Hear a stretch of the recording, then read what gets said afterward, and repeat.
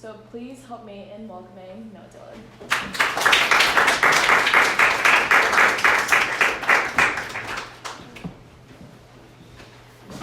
I'm sorry you guys had to suffer through that. Kanye West, Rockhampton. Always makes me cringe, so it's like I want to start by, I think David Dobrik is the world's greatest film director. Also, Michel Foucault was a fraud. But also, the moon is a hologram, I think. So I think it's government projected. No, I'm just kidding. I mean, come on.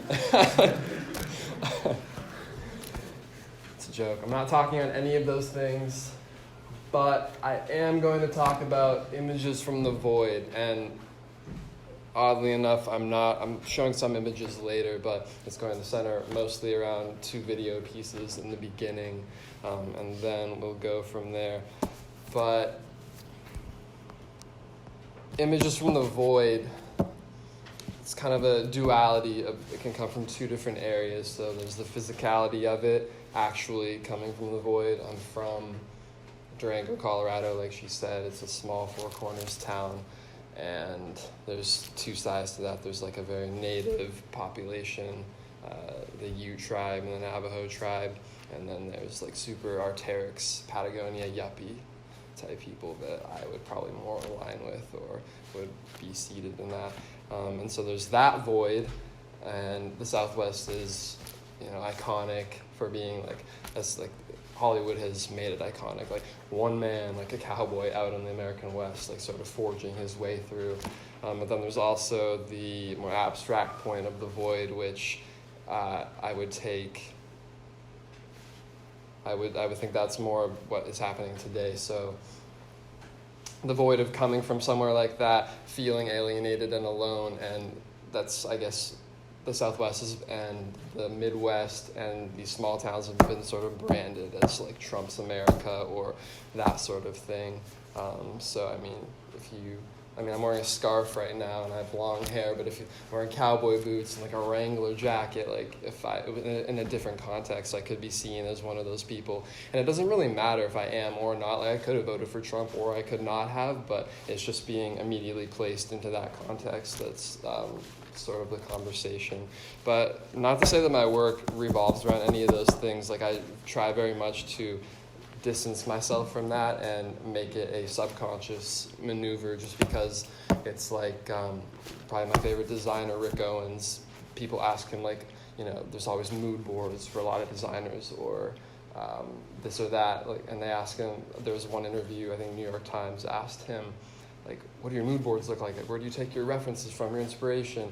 Like, of course, everyone has references, but he chooses specifically not to look at his references or make a physical mood board of it. Like, he might see an image or see something like, oh, this chair is cool, mentally stored. But as soon as you acknowledge something, it sort of takes a life out of what you're doing, I guess. So I try not to acknowledge those things as much, try not to be too self-aware in that respect. But I guess maybe a little bit more about me. I'm from the Midwest, from the Southwest, live in Los Angeles. I mainly do photography.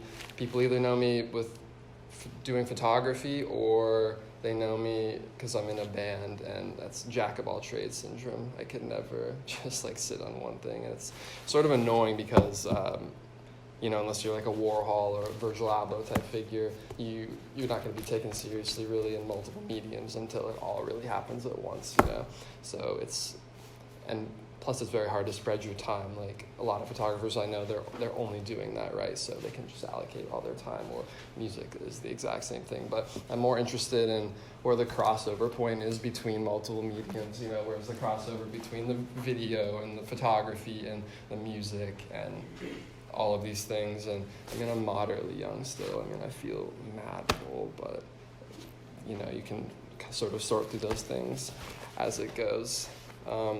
I had a bunch of vocabulary words. And I'm sort of skipping through them because I was going to say that at least from my point, art is pretty much just masturbating for yourself. It's just to put it crudely, it's just like jerking yourself off, like, look what I made, or like, what can I extrapolate from the situation, and how can I present it in a way that is validating and makes people like say that I'm like this great person or whatever. And that's sort of the conundrum that I think a lot of artists deal with. Not to call myself an artist, that's sort of mad annoying, like to stand up here and say, I'm an artist, listen to me talk, like that's stupid, but yeah, I do think that art really is pretty self-indulgent, and I don't think hedonistic is quite the right term. That's a little that's something separate, but I don't know. I just want you to keep that in mind as you're thinking about even the work I'm showing you, or next time you're in a gallery or something. Like Richard Prince is a perfect example of that. He's taking Instagram screenshots of people and putting them in the Gagosian. Like, that's sick. I think that's genius. That's undoubtedly genius, but at the same time, like, come on, why is he doing that? It's because he's, yeah, you get it. Like, so maybe it will load, maybe it will not. Oh, you know what's crazy is that I'm gonna need your hotspot. I couldn't get on the Wi-Fi, so I'm gonna play a video. But in the prelude to that, I'll speak about it a little bit.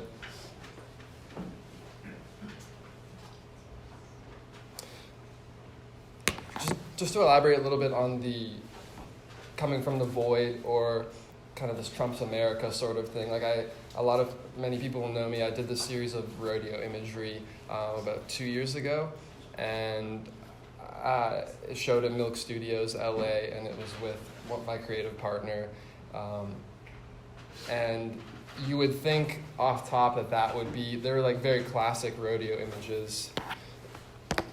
You would think that would be indicative of images from the void. Like, rodeo images seem like that would be it, but it's really not. I think that's the antithesis of what something coming from the void is. Like, that's already happened, you know? Like, these glorified Hollywood images of the void have already happened, and I think trying to explain what's coming from, like, the physical void is a lot deeper than that. But if you give me, like, 1 second, I can potentially...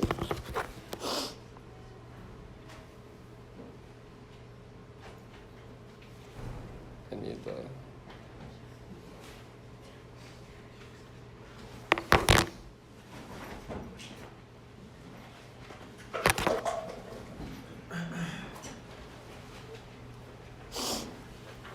Let's see. Is it connected to Wi-Fi? Yeah, okay.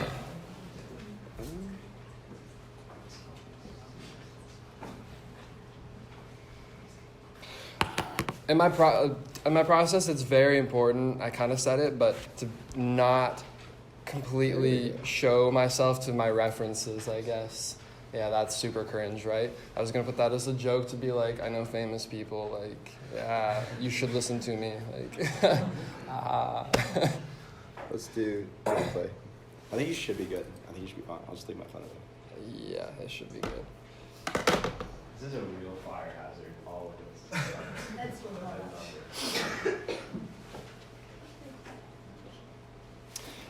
I make it a very big point to not really look at my references.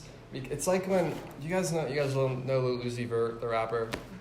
Like, you know, when he was tweeting photos of him in like full Hot Topic on the red carpet, like that's when you get too self-aware and you become a meme of yourself, and like it doesn't work. Like, you lose the organic spontaneity and just the actual, you know, pureness of what you're trying to do.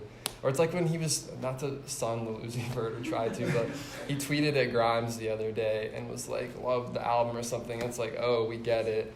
You like weird music, and like you're this guy, and like I just fear becoming that sort of. Not to like draw too distant of a parallel, but it kind of all falls under the same thing. maybe I'll talk about this video a little bit before I play it. So probably 2 years ago, I had this, so I'm in a band, oh, cool. But I mainly started it just because I wanted to do music videos, and nobody would let me because I was from like a small town. So my friend and I, we started making music basically to score images, like motion picture.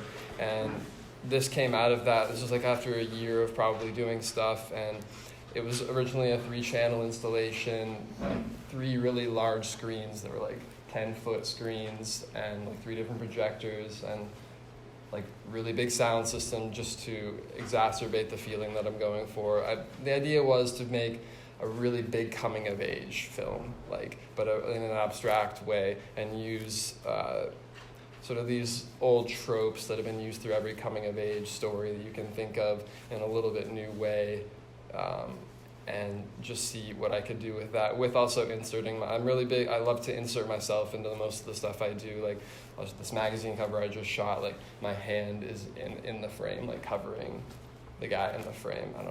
I don't know if it's because I'm just hedonistic and self-absorbed, like I was saying earlier, or if because there's something interesting about that, but it could be a little bit of both. But anyway, so I have this general intent for this video, like this coming of age type of film, 3-channel film, to really blow the senses out of the water. But after that, I sort of like doing, one of my favorite artists, you guys know who Brian Eno is potentially. He produced a bunch of big records in the 80s and 90s, he's a legendary producer, but he came up with this deck of cards called Oblique Strategies. And basically, if you get stuck in the studio, he just would turn a card over and it would be like, do this, and he just would do it, or do that. And so it just sort of sparks a new way of thinking. And a lot of the instruments he would use were broken, like synthesizers or this or that, so he would just get sounds that nobody else would get. And it was sort of these controlled, random experiences.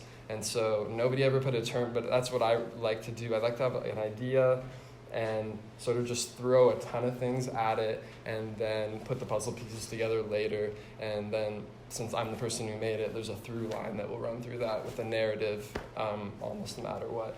And even if there isn't, people, oh, that's avant-garde, or that's cool, or wow, I wonder, look how he did that. And then it becomes ambiguous, and then there's a lot of post-rationalization, which is super key to, like, of course, sometimes you want to go into things, some people might, it's very important for them to be like, I intended to do this, and this is what I got out of it, but I'm not like that. Like, a lot of my photos, even that seem so cut and dry, are just literal accidents. And I think that's the first, like, time I've really said that, so it kind of, like, deflates the ego a little bit, but, like, it is what it is. But so this is like a compilation of like 2.5 years of footage, probably just like iPhone stuff and things that were shot over like a year and all sort of edited into the final thing. And this was at the same time that I was showing at Milk Studios, so I only edited the first half of the video, and then I had these 2 friends of mine edit the second half. Shouts out Ben and David for helping me with that. And I had not even seen the final cut when we premiered it. It was the first time I had seen it, so that's like another random chance sort of thing. And like anybody else, you kind of need a term to put to like a practice. So I'm calling, for the purposes of this talk, we'll call it RAD, or random anomalistic discourse. That's what we're gonna call it, because putting a fancy smart term to anything makes us feel good, and makes it seem like it's a thing. So I'm gonna play it, then I'll talk a little bit more, and then I'll play something else and I'll talk more and more, and then you guys might like it or might not. But yeah, can we turn the lights off?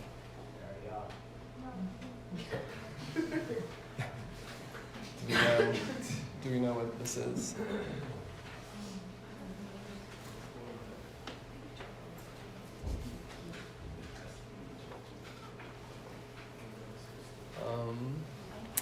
I don't know if that.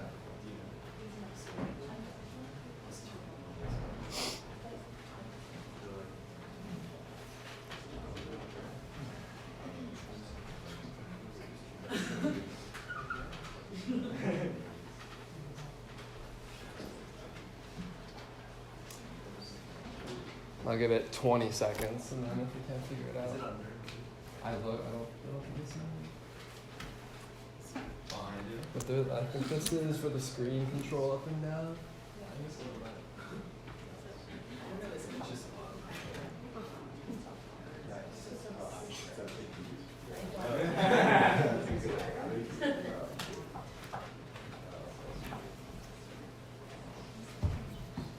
Oh wait.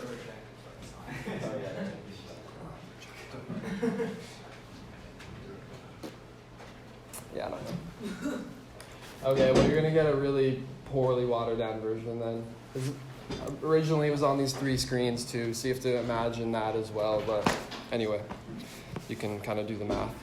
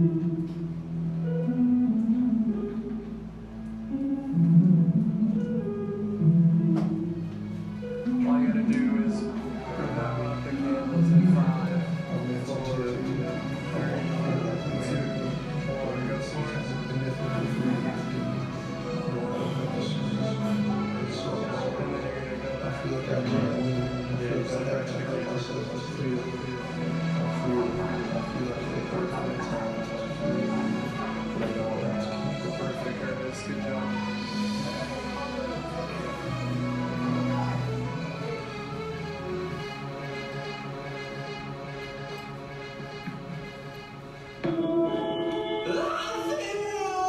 Whatever you want. Yeah, that's nice. That's really good. Nice, nice. That's beautiful.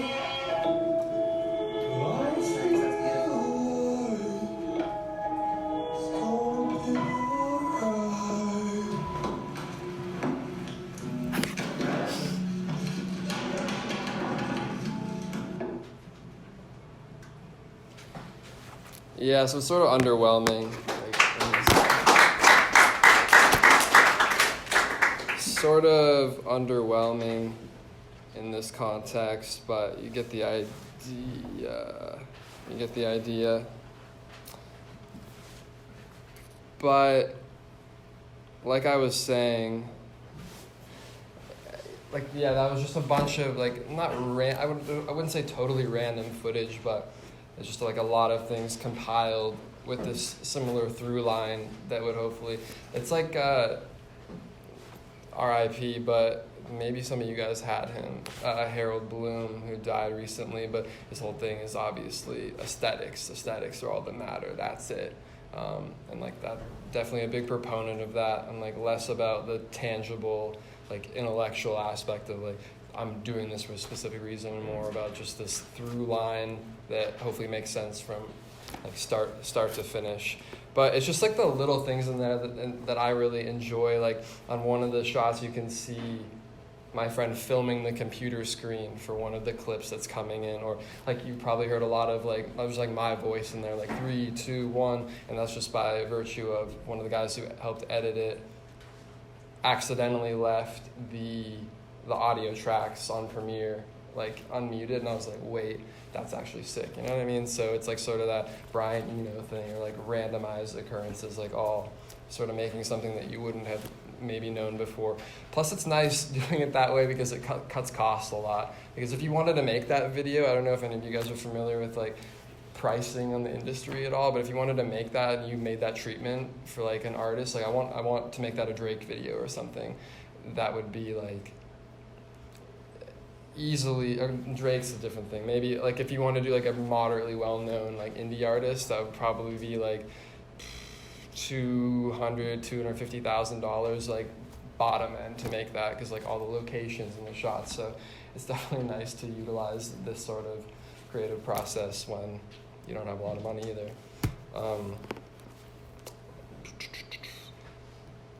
Plus, one other thing I really like about that type of process is that, does anybody play sports in here? Like in high school or in college even? Like, is anybody good? Yeah.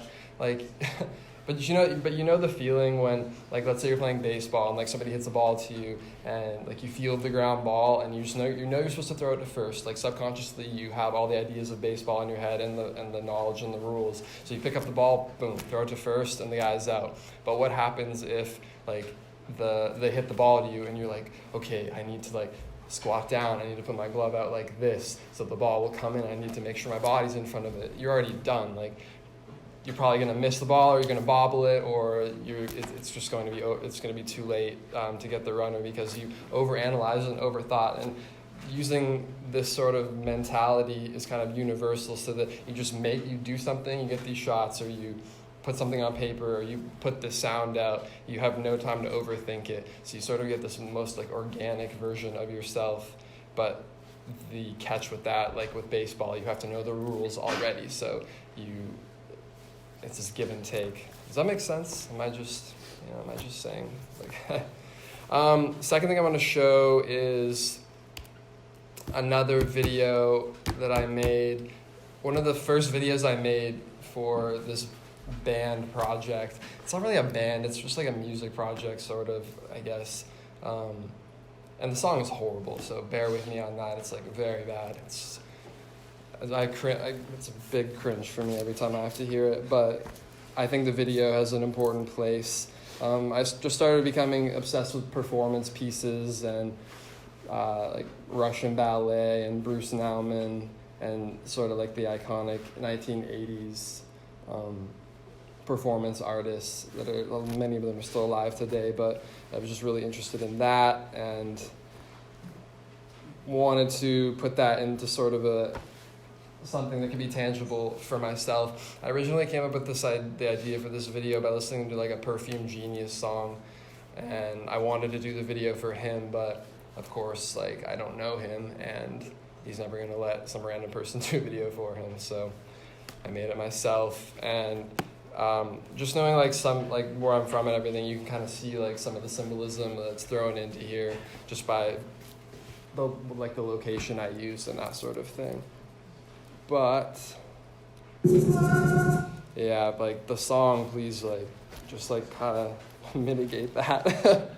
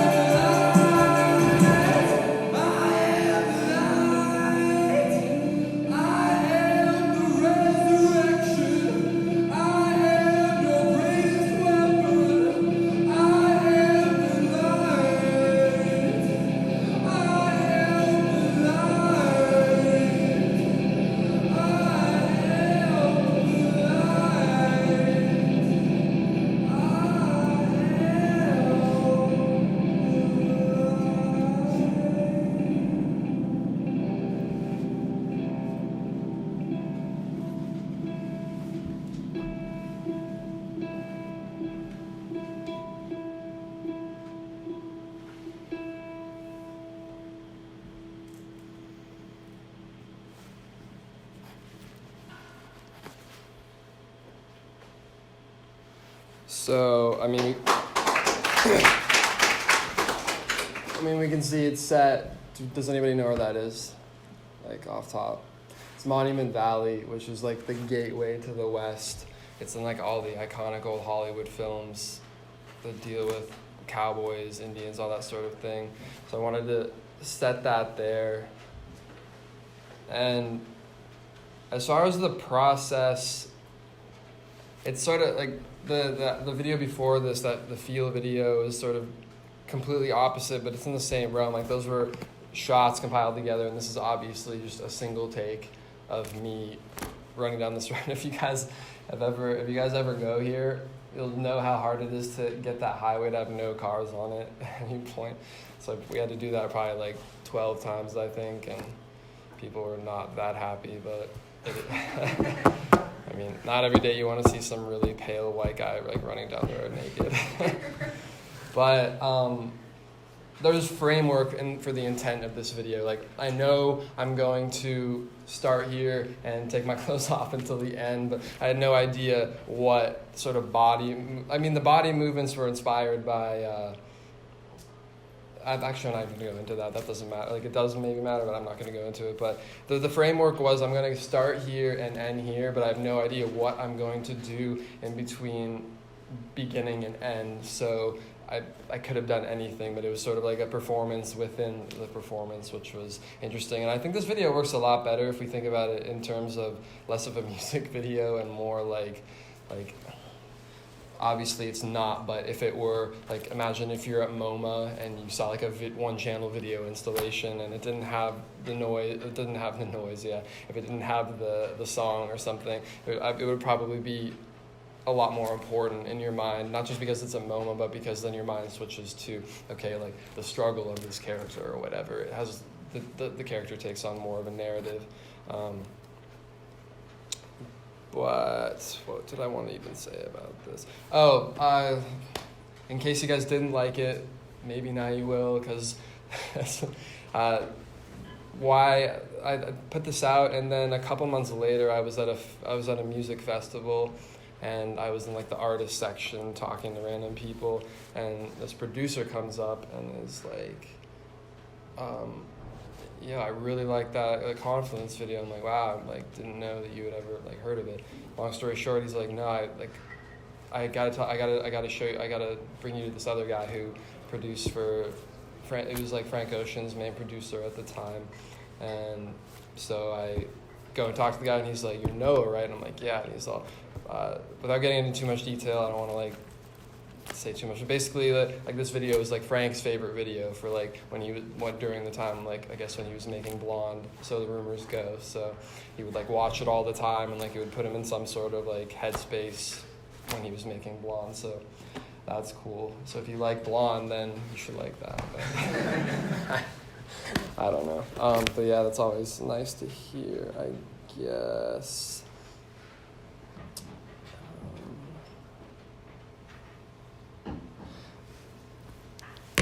What's that movie where it's talking about Wall Street and the collapse, and it has Ryan Gosling, Big Short. You know what he's talking about?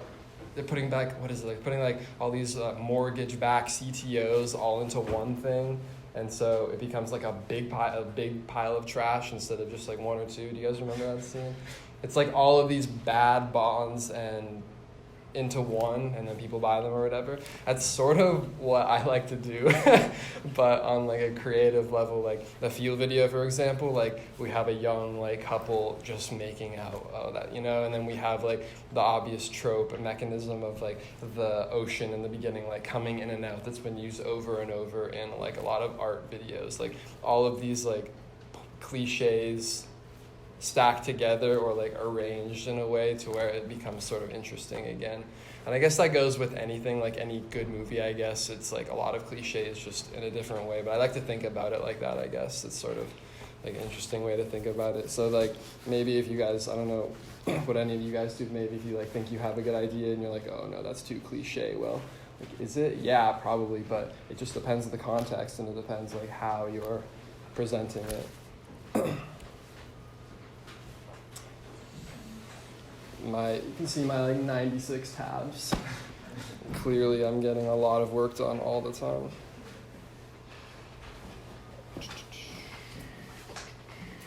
I'm gonna shift into some like image stuff and more current work. I'm not proud of this, and so I don't even know why I put it up here. But I shot a magazine cover recently, and I thought it'd be cool to look at the process of it, I guess. So it was like a couple day shoot, and I don't know if you guys know Ryan Beatty or listen to his music at all. He's kind of like, you guys know, like, it was in my little bio thing, but Brockhampton, their song, I think their biggest song, Sugar, like the hook of that song he sings it, so that's probably how he's like most known. But this Attitude magazine, they're like pretty much the biggest gay magazine in Europe, which is cool.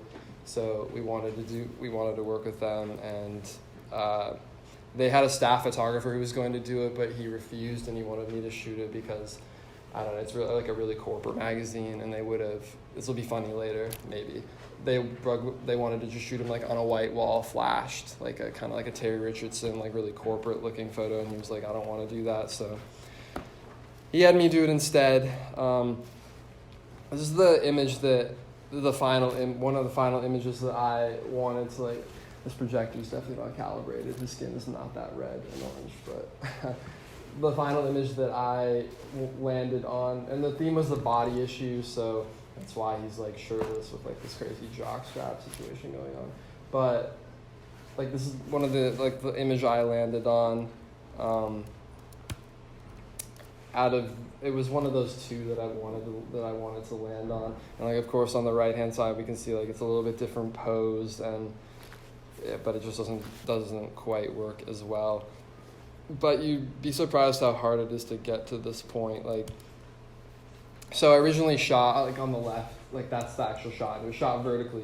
But then the magazine said, after I'd given them the images, the initial selects, they're like, oh, actually our cover is more of like a square format now, so yeah, we need like a square photo. And I'm like, how am I about to do that when I shot vertically? Like you told me it was supposed to be vertical. But anyway, so it's crazy what people can do now. So these watermarks, I had some guy from Russia randomly just make it bigger. Just make this image like large enough to where I could make it square if I wanted. And he put his watermarks on it because I hadn't paid him yet. But honestly, I kind of wish we could have run the cover with the watermarks. It looks crazy. But yeah, so did that, resubmitted, and then they thought the image was too dark, so we had a lot of pushback, so I lightened it up, and now we have it in the square format. Oh, too late. In the square format, I thought it was all great, and then it turns out the image that they selected after sort of like, not ghosting me, but they just did what they wanted because it's their magazine, so they ended up doing what they wanted to in the end. I did shoot this image, but it wasn't what we wanted at all. It was just like the standard Terry Richardson like type of lighting, but you know, my hand made it in the cover, so I mean that counts for something, I guess. But it's just funny that you can have such like a strong idea, like obviously aesthetically this image and this image is just worlds apart, but like this is all I had in my head, and this is the only reason I really did the job. I'm like, I really want him to look like this and be presented in this way, and then like at the end of the day it was this instead. So I don't know, it's not always what it seems. And photography is a very different species, just because when you're working for a company, like you can't use this random anomaly discourse situation that I'm talking about. Like they need to see references, and they have like a budget, and you have shoot days, you know, so it's harder to actually do that, and that comes more like, I guess, within the shoot itself and not the variables around it. But that's why I'm not quite as good at actual corporate stuff, because I like to thrive on the mechanisms I've been talking about before. But when you actually get like in a studio and you have like somebody over your shoulder and somebody else over their shoulder, and then that person over the other person's shoulder is on the phone talking to corporate, you're like, what happened? Like, how am I about to do this? But this is my friend and I, we have like a creative company together, and like Lucas, his name is Lucas Abat, and he's kind of like, it's just funny because like he's kind of like a low-key celebrity, but he didn't really ask for it. So, and he loves to make art, and he's actually really good, but most people would know him as being on like this show called Grownish, or like being friends with the Kardashians or something like that. But we've been doing this thing called Hot Mess for a while, and we did a couple galleries and like studios in LA and New York, and we've done various projects and like a couple campaigns and shot a book for Off-White and things like that. But this project was last year. So basically, to preface it quickly, we had this North Face campaign, shot all these images for it, and they just didn't run them. They decided not to run them, and I was just so angry about it. So I decided to do something about it, which was to just put them on billboards. And I'm like, well, if we just pay for these billboards, like, they can't stop us. But then I'm like, we could just do that for a bunch of brands. And one thing turned into another, and you know, you think about people like Richard Prince and all the people from that era that were questioning like the validity of who owns what, when, and how. And I feel like this was maybe one of the first times that had been pushed forward, or like a new question had been answered, or a new question was being asked in that context. It's because obviously, if a brand loses the control of their image, they have nothing. Like if Joe Blow can go and put a billboard up of Chevrolet, like Chevy loses its brand image, and that's everything to a company. So it's kind of like a crazy thing to take on. So we did all these billboards it's like this was one of the North Face campaign images. And then if you guys have ever been to LA, this is on like Sunset, and it's right next to like Chateau Marmont. And there's this big digital billboard on the Rite Aid. Another one of the North Face images. And this was in Times Square. So we really went all out. Like we bought Times Square billboard. We did some like kind of sus like footwear brand jobs, like photography and like stuff that I just would never like actually tell anybody we did for a bunch of money. and then bought Times Square billboards and some other stuff. Yeah, so Times Square, did the Chevrolet one, put it in Colorado, which was fun. Did a Celine one, and put it, this one was funny because that's in very rural Nebraska, like in the middle of absolute nowhere. There's these, I flew there to go and take this photo of it, and just to see it, of course, and there's this classic gas station across the street, and these farmers are just literally sitting there like this, like, and they're watching us take the photos, and like they approach me and they're like, do you know, like asking me if I know what it's all about, and I'm like, yeah, we put this here, and they're just so confused. And one of the guys was really angry, the other guy just didn't care, and then I don't know, it was very funny though and interesting, but I'll leave that for a second. But our lawyer pretty much quit on us because he thought when we put this out that we were going to get sued by all these companies, and that would have been the best case scenario. I would have loved to be, not so much Celine because we still kind of work with them, and but like Chevrolet, I would die to get a Chevrolet lawsuit. And then we go on NBC at like the Today Show at like the morning and be like, oh, like young artists are like being destroyed by this corporate company Chevrolet, and we could like play it up, and the whole conversation would be like go further. But these companies are smarter than I thought, and they didn't acknowledge any of it. Like they knew, like the only company that really acknowledged was Balenciaga. Emailed and was like, "Are you gonna keep doing this?" Like they were kind of worried that it was gonna happen more than once. And I know people at corporate and Chevrolet who knew this was happening and it was being brought up in their board meetings, but all these companies chose not to say anything, because if they didn't put it to light, then it's like it never happened, you know? So it just was Luca and I spending a lot of money putting billboards up. But I still think it's an interesting conversation of who owns what. Like, we were able to do this, and everybody who drove by it on their commute in Denver thought that was a Chevy ad. So now some kid somewhere is going to be like, wow, that like pink horse in the Chevy ad, like I like Chevy, or like I hate Chevy because of whatever. But like now we determine the image of their brand, and we all already do that to some extent. Like we're wearing brands right now. Like I'm wearing, I don't even know, like whatever. I'm not wearing any like noticeable brands. Like a Wrangler jacket. Like I have a say in the brand's image, but this is like a whole other level of advertising that nobody's really done. So if you see another artist do this, just know that it happened here first, and but we didn't get the lawsuits. So, and then because we bought so many billboards, we got a free billboard. So, I guess that's how it works. If you buy a ton of billboards, then they give you a package deal. This is in like the Echo Park area of Los Angeles, which is like it's like the Williamsburg or like Bushwick sort of area of LA.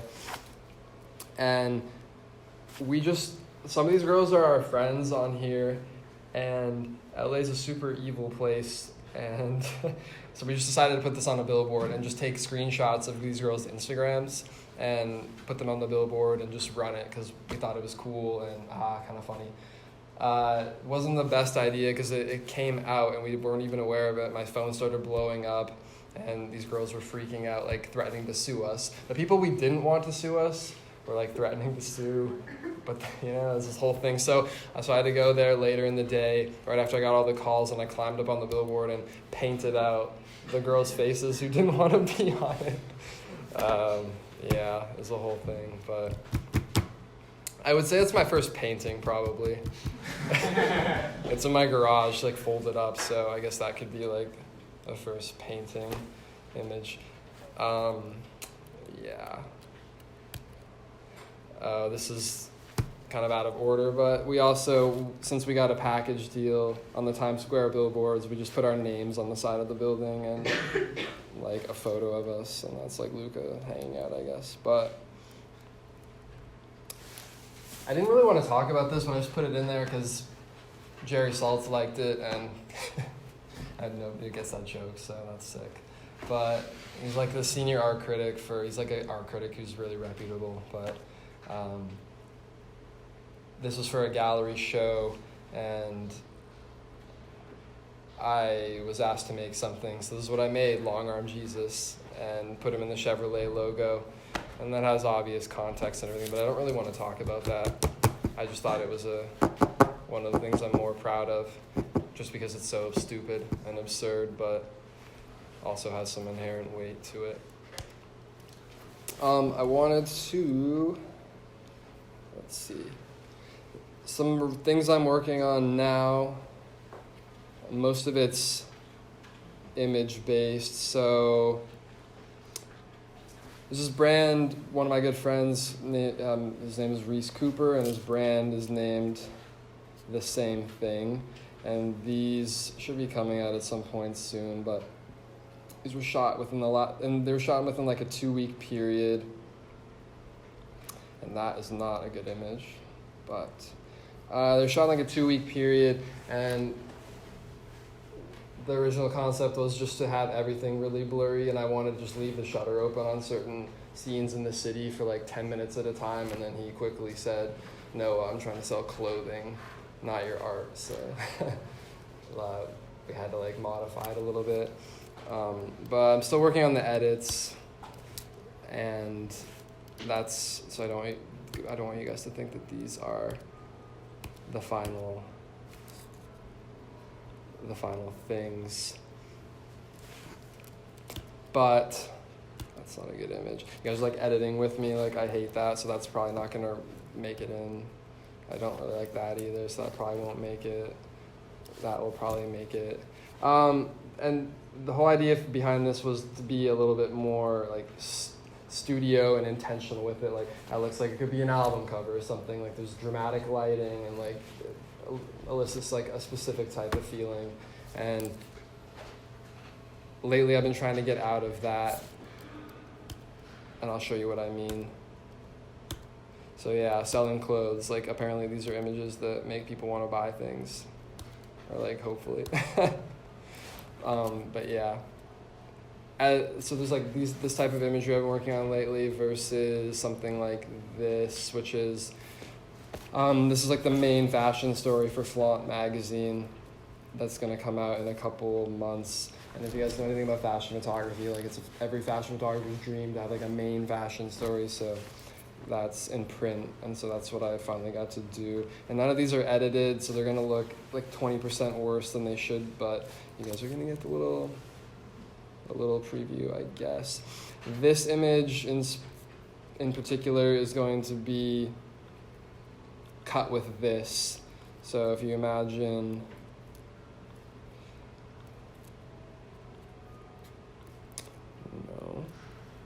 okay.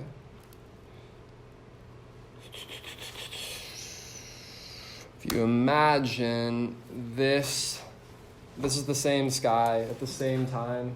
So I'm just going to composite those suns into her image. I don't know, like a 2-page spread, hopefully, if it like works out how I want it to. At the same time,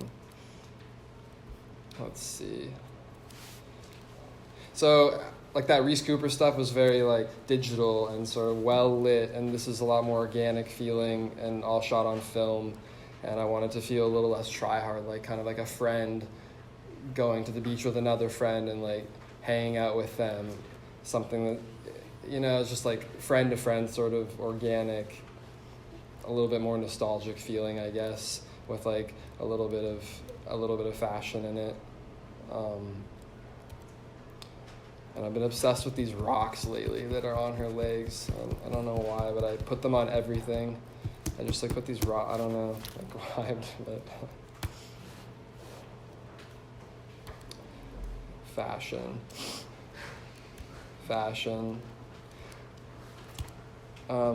This was difficult because the fire hazard in LA is crazy right now, so we had to find a property owner who would let us do it. And I planted this tree and then lit it on fire, and that's obviously a whole thing, but it definitely took a long time to figure that out. This projector is kind of crazy. Like maybe I should edit these photos to look like this, because like I know you guys see it like this, but they're way more subdued on my screen, so I don't know. Yeah, it's a little behind the scenes of that. So pretty much what I would want you guys to take away from this, I guess, the most is that, like, for universal application, is post-rationalization is okay. I know a lot of the times you might feel bad for not having an answer or reasoning for something right away, or like, oh, why did you do that? And like you have to come up with something really quickly. Like, it doesn't matter. Like, it already exists, so it is what it is. So post-rationalizing is really important, and I think it can be used in a lot of different mediums. It doesn't work so well when you're making like a film. Like Tarantino can't really do that because he has millions of dollars on the line, so it's like it doesn't work so well with that. And also kind of the Brian Eno, and he's not the only artist who does it, I'm just using that as a thing. Like Aphex Twin does it too, where a lot of, you guys know who Aphex Twin is, listen to his music at all, his drums are really fast and skittery and they're everywhere, and like how would a human be able to do that? Well, a human a human can do that, but like to come up with that idea, you know, he plugs it into a certain drum machine and it loops that out for him and comes up with a different bunch of like a sequencer and like all these patterns, and you know, so I think that is really important, like just making something, seeing where it falls, and letting your mind take you wherever it is that it wants to go, and sort of piecing those things together later. And like, yeah, it doesn't work on everything, but it definitely works in many contexts. And I don't know if you guys have any questions, otherwise I'm going to keep rambling about like things. Any questions, or yeah, run it. What's on your hat? Very cringe that you asked that question. Not from you, but for me, because it's Richard James' Aphex Twin signature. Got it like a year ago at Coachella. I met him backstage, and he was eating a bag of Doritos and was really not trying to talk to me, but I sort of had to because he's just a big influence. But yeah. Any other questions? yeah, either one, go for it. I'd love to hear more about your thoughts on ownership, especially like the corporate advertisements. I recently read about AI with music, and so like Travis bought AI with Travis Scott. What are your thoughts on how to use that with an individual or how to use that with a corporation?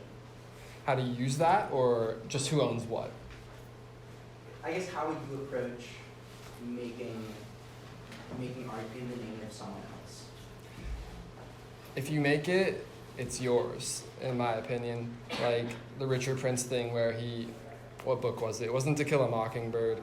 It was a different book. I think it was a William S. Burroughs book. But it was like some iconic title and then Richard Prince instead of William S. Burroughs. Like, it's his now. Like, and I subscribe to that. Like, I just don't think that, like, just is what it is. And that's sort of like a personal choice, I think. Like, I get the argument, obviously, like, somebody's intellectuality, like, they put their ideas into this, they curated it, it's their body and soul and all of that. But in our day of this society, consumerism and capitalism, like, capitalism has kind of negated that, in my opinion, like, to where you can own anything. And it doesn't matter. Like, as soon as I put the Chevy logo on the horse, like, that's a real Chevy ad. And like, you could argue with me, like, I'm not saying you are, but you could argue with me on that. But like I was saying, the kid who drove by that on the highway and saw the Chevy logo on the horse, what did he think? That was a Chevy ad, you know what I mean? So it was. And like, even though it wasn't, you know, so yeah, it's about to get really crazy with like the AI and like, I can't. I'm like, I'm so not ready for that. But yeah. Yeah. So I have two questions. First off, you mentioned that you kind of started a band that you make music videos. Right. So why not make films or short films or something as opposed to music videos? So what was it about like music videos? And then also, both film and photography, I think, are fairly collaborative in terms of the firework and other people. So just like how do you approach that? To answer the first question, basically, a film as a whole takes a lot more time and money, but the better answer and the more true answer is that think about, did anybody see Parasite, for example? Like, you know, the ending scene where the guy's like stabbing the partygoers? Like, that's a music video. Like, that's like a 3-minute scene, and put that to like a Weeknd song, and you're gonna be like, whoa, like, this is a crazy music video. But that's it. Like, music videos are able, like me running down the road naked, that's a okay, sure, that's a music video. But if that were in a film, that could be in like, have you guys seen El Topo? That could be in that film. Like the it's not even a neo-Western. I don't know what genre that is, but if you guys have seen it, you know what I'm talking about. Like, that would be a cut from that film, and it almost sort of is now that I think about it. Like, this cowboy does sort of, not that I'm a cowboy, but a cowboy who kind of runs naked through the desert on one part for a second, but it's different. So music videos are able to just pack in like this aesthetic prowess into 2 or 3 minutes, which also sucks because then you just have to come up with something that's so provocative that can mean nothing. Like in Parasite, it's so provocative in the end because of the lead up. You know, if the movie opened with that, it would be cool, but it would be less important, I think, overall. 2, I just love music a lot, and I'm obsessed with music, so it was like a natural thing. And I guess the second question, differentiating between film, video, and photography. It just depends, because like I did a music video for Ryan Beatty over the summer, and it was a big production. It was like the first time I've really directed something. It was like a big budget, and we shut down like 3 blocks of LA downtown, and we had like police, APD, and like all this, you know, ridiculous permitting, and I had cameras on cranes and like the whole like big thing, and like I'm directing with a megaphone screaming at people. And like that's a lot different than like that Feel or Confidence video or the other videos I've made. Those videos are very similar to my the videos I've showed you guys today are like very similar to my photography approach. But actually making a film, that is a whole different ball game that really takes a lot more planning, and it sort of sucks the life out, because the ideas you have for a movie or a film really get negated when you start having to like deal with permitting, and even if you're not, or even relaying your idea to other people, you know what I mean? Like, I can have the best idea in the world, but if I can't relay it to you and you're my actor or even an assistant or something, the whole thing is going to be destroyed. Which is why it's crazy that any movie ever has been good that's been made. I just can't believe it. I don't know if anybody's been on set before for anything, but it's ridiculous that anything good has been made, because it's just such a shit show. Like, no matter what it is, all the time. Like, it's ridiculous. You can try so hard, and your vision will, if it escapes you, it's over. As soon as you let the reins go, and it's so easy to do that, and there's so many variables all the time. I know that's not a very good answer, but I guess I don't consciously think about my decision and approach between like making an image, which is a really pretentious thing to say, or like video or film, basically. I guess it's just really the preparing for it, and video takes a lot more preparation. But I mean, the stupid tree shot that you're looking at right now took me 3 days of scouting, another day of getting the perfect tree, another day of planting it, and another day of clearing a whole area of brush so that it wouldn't light anything on fire. So it's like a 5-day shot just right there. And you guys will look at it and you're like, yeah, nice, like good, nice one, you know? And like that's how a lot of things are, like in any artistic field, you know? You can either make something that's crazy and really fire off rip, or without much trying, or it takes a lot of preparation like that, and you know, the outcomes can be the same. But I think, yeah, you had a question. Back on Harold Mm-hmm. focuses on aesthetics. Right. So how do you feel about like political art, politically focused art? Stupid. So how do you feel about the art, like the world is important and where it's at? and Stupid.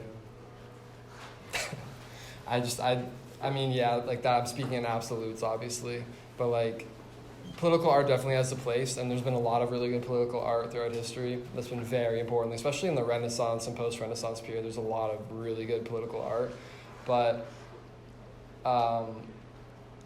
right now, it's just so, I'm trying to carefully word my words here. Like, you're supposed to make anti-Trump art, like just like what you're supposed to do, right? And that's cool if you want to, but name one good anti-Trump piece. You know what I mean? Like, there might have been a couple, but I'm pretty vigilant on this stuff. And like, even the critics at the beginning of the year were saying you're irrelevant if you aren't making anti-Trump art. And now at the end of the year, they were like, we don't want any more anti-Trump art, because it was just so bad. And like, it's like there have been some good nods, but like I was saying earlier, as soon as you start acknowledging something too much, I think you like lose the vitality and like your through line of the narrative of what you're trying to do. So it's like, yeah, you can be like that Feel video I showed you. This isn't a good example because it's not like an anti-Trump piece, but like the kid in there was wearing a Make America Great Again hat. And that wasn't even a conscious choice by me. Like, he just had one and he was like, can I wear this? And I was like, sure. Like, if you want to, like, that's interesting, I guess, sure. Like, that could be, in the context of that video, could have been an anti-Trump, or like a political piece, you know? And people have asked me that. They're like, are you a Trump supporter? Like, I'm like, nah, but like, it is what it is, you know what I mean? So I think political art is, I saw a really good show at Hauser and Wirth in LA that I can never remember the guy's name, but he does these like comical little drawings, and there was hundreds of them, and they were all I think Reagan drawing, like anti-Reagan drawings, and they were really good. They were so sick, and that was cool for whatever reason. But I think in the modern era of political art, it's just such garbage, and I could go off forever. Yeah. Do you not think the billboards are political art? Oh no, they are for sure. Like I'm saying, but it's not like did I put a billboard of Trump being like an X on his face or something? You know what I mean? Like, that's what I mean. Like, when people say political art, like you probably wouldn't have looked at those. I mean, maybe because you're smart, but political piece, you know. But like off rip, it's not really like a overtly political piece. at the end of the day, I don't think. So I guess that's a good thing to bring up, like overtly political pieces of work right now, trash, but something that's more subtle, for sure, that's sick, and like a very needed thing. Yeah. So you mentioned the photo of Lucy Burke on Twitter. Yeah. In a hot topic. So like it seems like authenticity is a really big component of like what makes good art. Right. How do you think there's like a way that we can systematize that? Like how do we determine that as being inauthentic versus like someone else maybe posting that picture and having that be like real, really that? It's just crazy because it's almost impossible to say, but humans just have it built in innately, you know?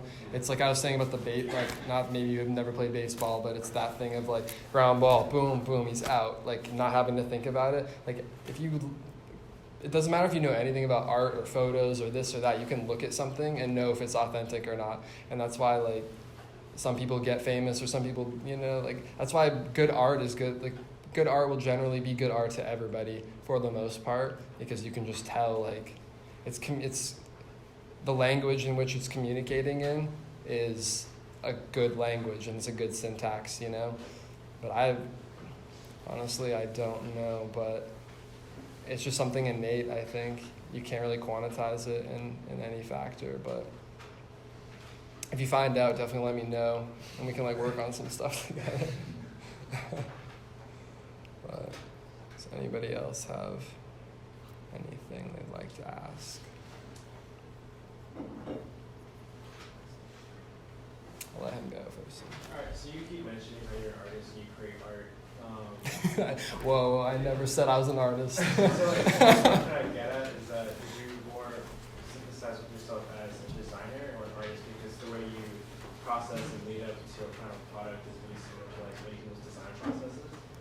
Whereas I feel like for an artist it's just kind of more of an emotional process rather than like a nitty-gritty step-by-step. Right. So I guess I'm trying for you guys to make it more like a designer process and like I not like intellectualize it sort of. But when I'm making like me running down the road doing like these weird movements, like that's just, you know, emotional whatever outpouring. And I'm like trying to put that into words that I'm not so good with. But was there a second part to the question?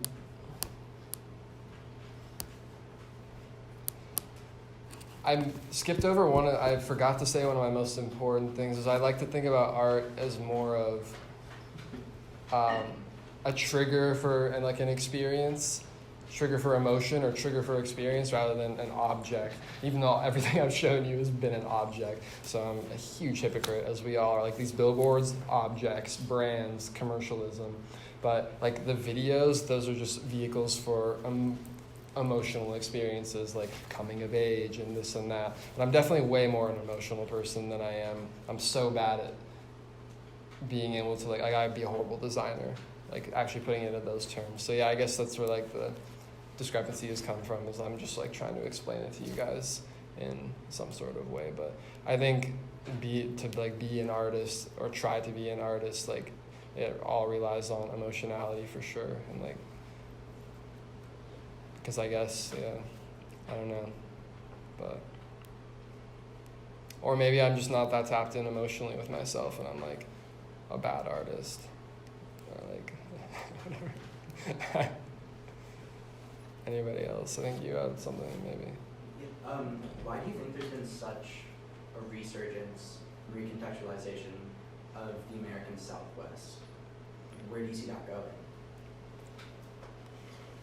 I mean, it always comes around. Yeah, you're right. Like, it always comes around. I just, on some level, I don't know if I'm right or not, but Hollywood did such a good job in the formative years of, like, modern America of making it seem like the pinnacle of freedom. And, like, Ford made the Mustang out of it, you know? And, like, everybody else sort of hopped on this bandwagon, so everybody growing up from post-1930s and 40s onward, we just have this image of the American Southwest as, like, this pristine, rugged, like, emblem of, like, masculinity and this and that. So it's just sort of ingrained into us. So, and which is interesting you say that, because now we're sort of in the era where I guess, like, that classical masculinity is seen as, I guess, negative probably overall. And so it's funny that that's still sort of coming around again. And it's being recontextualized into that, yes, but it's not really working, in my opinion. Except for, I could be totally wrong, because Lil Nas X and all that, like, that worked really well. But, I mean, he wasn't really tapping into the Southwest. It was more, I guess he was in a roundabout way. But I don't know. I think for those reasons, it's just like you want to be a part of it. You know, you see like the cool kids sitting at the lunch table or whatever. Like, you want to be a part of that even if you hate them, and you want to be a part of the American Southwest even if that's not your place at all. Like, I don't know if any of you have driven through it, but it's just crazy.